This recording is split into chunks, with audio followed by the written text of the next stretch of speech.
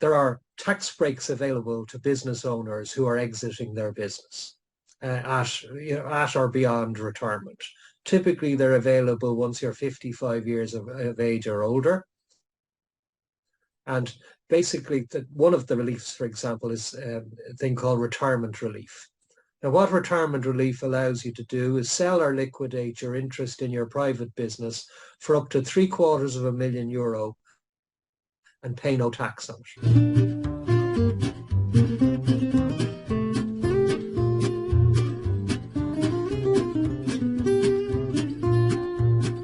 That would be, generally speaking, taxed at 33% capital gains tax.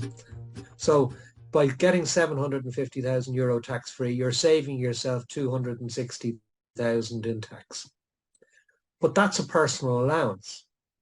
So if the business is owned by two people, both of whom qualify, then you can take 1.5 million tax-free for the business. Wow, they're big numbers, Paul. They are. I mean, you're talking 260,000. It's not to be sniffed at, Colin, isn't it? You're sure it's not, and this is about recognizing. So, for example, how many business owners listening to this have a limited company that there might be 100 shares issued in it, and 99 of them belong to one partner and one of them belong to another partner? Now, in that example, they're missing out on the longer term opportunity. I'd be saying to them, consider moving another 49 shares to your spouse, because that will mean you get 2 bites at this 750,000 tax-free cherry and not just one. And that's why we said at the start that there are criteria attached to all these things, right? So it's not black and white, but... And there are always criteria. And for anybody who wants to know, we'll give them an email address or something at the end of this, I'm sure. And they can email me and I'll give them the relevant details. But you're right, there's qualifying criteria all over the place, but they tend to be relatively simple. Broadly speaking, the qualifying criteria for the one I've just spoken about is you have had to own the shares for 5 years and you've had to work in the company for a period of time as well. Okay. So you can just manufacture that. You can make sure that you've owned the shares for 5 years. That's why it's forward planning. Okay, but that was the point we're going to get to, right? Yeah, that's why I was so anxious to get in, because I was thinking you can't do that in hindsight. You can't get to retirement and say, right, no, I'm out of here. Oh, no. Jerry Joe, we should have transferred 49 shares to you 5 years ago. Too late, right? Yeah, 5 years ago. Yeah. No, that's the perfect point. That is exactly the point, is that, some of these allowances you can have almost immediately. Some, like the Western Seaboard houses I mentioned a while ago, in the past, but some require a dedicated plan. So we're from this day in 2023, 24, 25, 26, 27, we will pay, XYZ a salary. Okay. That ticks that 5-year box of being employed. Okay. So today we'll give them the shares. So that 5-year box will also be ticked. Wonderful. And therefore, in 5 years' time, in our simple example, we will pay 262,000 less in tax than we would have had we did not done this. And 262 grand would go a long way in retirement funding, in funding one's retirement. Absolutely. Funding one's Absolutely. Or whatever it is one wants to do. It's probably the difference between a sustainable retirement. One of the things I talk to my clients about retirement is they tend to have 10 years post-retirement, which are almost the super spend time, because once you go beyond 10 years and a little bit more beyond normal retirement age, you're physically slowing down anyway. Okay.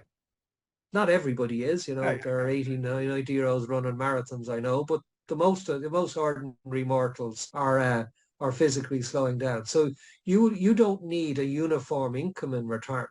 There will be a period of active retirement where you need more income. Yes. And then a period of less active retirement beyond that. Yeah. Where you would need somewhat less income. Yeah. But wouldn't it be nice to have an extra 260 grand at the tail end, like? Absolutely. And it's your money. It's your right. If only, as you said, I mean, how many times have I said this? And I did a tweet on LinkedIn recently about something similar, and I got a direct message reply saying, if only I had met you 10 years ago. Yeah, there you go. I would, I've just been through that. I've just paid a huge amount of tax. If only I'd met you. Yeah, yeah. And, whoever that person is, they had an accountant, they had a solicitor, they had a pensions broker. Yeah, yeah. But they weren't focusing, as we were trying to incentivize the audience to do, is recognizing that tax is your greatest liability. Yeah. Therefore, tax is worthy of your focus. Yeah, I love it, love it. And you have said this to me before, and I think it's so true. Tax planning is a team sport, right? It is. Financial planning in general is a team sport. Okay. I think the best way to explain that is one of the biggest mistakes we all tend to make is we have multiple financial advisors giving us isolated advice. So the best analogy or best story I've ever come up with to demonstrate this is, imagine 100 grand fell out of the sky. It's yours. It's a nice, neat package. You don't have to hand it into the Gardaí. It's yours. And you take it to your pensions broker and you say, 100 grand just fell out of the sky. What should I do with it? And he or she will give you an answer and a whole bunch of reasons why that answer is correct. Now, if you don't act on his or her advice and you take it to your bank manager and ask him or her, just found 100 grand, what do I do with it? They'll tell you something different to do with it. And a whole bunch of reasons why they're right. Or you take it to your accountant and they might tell you another different thing to do with it and a whole bunch of reasons why they're right. Which one is right? My argument is they're all right because they're working in silos. They're working on individual agendas as opposed to the client's agenda. If that was an orchestra, one's playing Rachmaninoff's Fifth, one's playing Little Brown Jug, one's playing Santa Claus is Coming to Town, and you're sitting in the audience going, these are professional musicians. What the hell is happening? But what is happening is nobody has written sheet music for them. Nobody has said, this is a team sport. We need to work together. So that's what you asked me at the start, what does a financial planner do? A financial planner writes the sheet music for the orchestra. Okay. So we tell the accountant, we tell the lawyer, we tell the pensions person, we tell them, this is what our clients are trying to achieve. I love it. Now let's all work together to achieve that, not on silos. Wonderful. Does that answer your question? Oh, brilliantly, absolutely brilliantly. And it brings our conversation, I think, to a natural close. Let's, there's so much, you see, here's the problem. There's so much here we could go on for days. Let's not, okay? Let's leave the people wanting more, if you like. And if they want more, Paul, where can they contact you? Well, they can contact me. My email address, paul@dempseyfinancial.ie, all lowercase. Or they can call me on my mobile anytime, 086 410 3638.